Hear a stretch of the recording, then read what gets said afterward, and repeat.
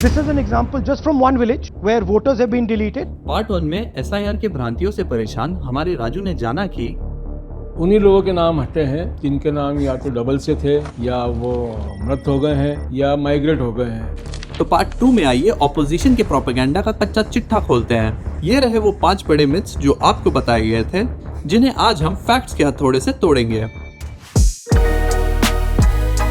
Vote चुनाव आयोग BJP मिलकर काट रही है। बिहार का चुनाव उसी से 65 लाख वोट नाम काटे और प्रभावित हो गया। BLO ना तो किसी का नाम काट सकता है, ना ही वो उस नाम को जोड़ सकता है। बिहार में जब चुनाव हुए बताया गया कि 62 लाख लोग वहाँ से हट गए हैं। लोगों ने कहा कि इतने लोग हट गए, SIR से लॉस हुआ है, SIR लोगों के लिए परेशानी का गढ़ बन चुका है, लेकिन ऐसा नहीं है। आप किसी भी जिला निर्वाचन कार्यालय में चले जाए, एक भी कंप्लेंट दर्ज नहीं है। तो जब 68 लाख मतदाताओं के नाम कट गए और एक भी कंप्लेंट नहीं गई तो सही कटे होंगे ना। उन्होंने सबको हुक्म दे दिया कि जो भी छूट गए अगर वो आते हैं तो तुरंत उनसे फॉर्म 6 भरवाइए, नए वोटर के रूप में उन्हें दर्ज कर लीजिए। तो इस तरह से करीब 20 लाख 68 में से 20 लाख लोग अंदर आ गए नए वोटर के रूप में।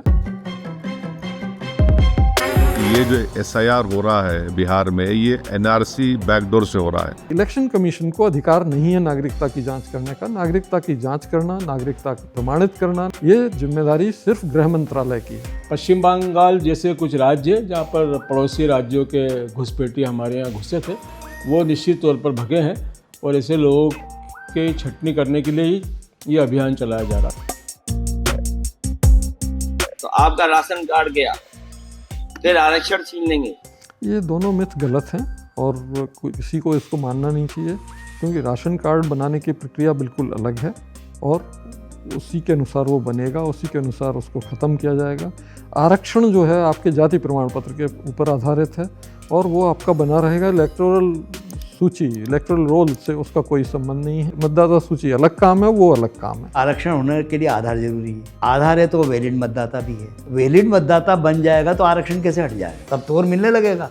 अगर किसी को नहीं मिल रहा है तो मिलने लगेगा। ये सब राजनीतिक दांवपेच है। बहुत सारे मतदाता ऐसे हैं जिनका पैतृक निवास ग्रामीण इलाकों में था और लेकिन वो रहते शहरी इलाकों में है। ऐसे लोग आ रहे हैं जो कह रहे हैं कि नहीं मैम, अब हम सोच रहे हैं कि गांव से ही रखें। SIR का संपत्ति से कोई लेना देना नहीं है, जो भ्रांति फैलाई गई है।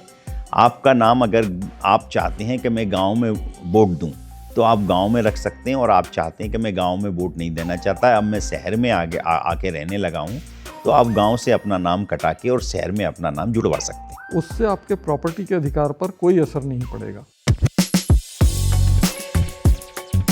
SIR फॉर्म में गलती की तो जेल तक हो सकती है, उन्हें 1 साल की सजा हो सकती है। नहीं, ऐसा कुछ भी नहीं है। अगर आपका फॉर्म गलत हुआ तो रिजेक्ट कर दिया जाएगा। जेल का ऐसा कहीं कुछ भी नहीं है। बहुत सिंपल फॉर्म है। आपको सिर्फ 2003 की मतदाता सूची में आपका नाम कहाँ था वो ऑलरेडी प्रिंटेड है फॉर्म के ऊपर, उसी को भरना है आपको। तो वो तो सरकार ने ही भर के आपको दिया है, तो आप पे कोई कैसे FIR कर सकता है जो चीज़ को सरकार लिख के दे रही है? आश्वस्त रहें कि आपको कोई नुकसान नहीं होगा, आपको किसी तरह की सज़ा नहीं मिलेगी।